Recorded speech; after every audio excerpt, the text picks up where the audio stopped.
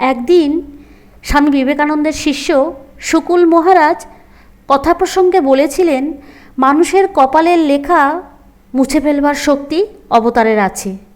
আর একথা যারা বিশ্বাস করেন তাদের সেই বিশ্বাসের মূলে আছে প্রত্যক্ষ প্রমাণ। যেমন মাছ ধরা ধীবরকে মানুষ ধরা ধীবরে পরিবর্তিত করা। বাইবেলে আছে, যীশুখ্রিস্ট একদা একদল ধীবরকে বলেছিলেন, আমায় অনুসরণ করো, আমি তোমাদের মানুষকে ধরিবার ধীবর করে নেব। মদ মাংস প্রিয় জগাই মাধাইকে মদ মাংস ত্যাগী হরিভক্ত পরায়ণ করা ও বহু দোষে দোষী গিরিশচন্দ্রকে অবতারবাদী শ্রীরামকৃষ্ণগত প্রাণ গিরিশে রূপান্তরিত করা। তাই জগতে অবতারবাদ গুরুবাদের প্রতিষ্ঠা।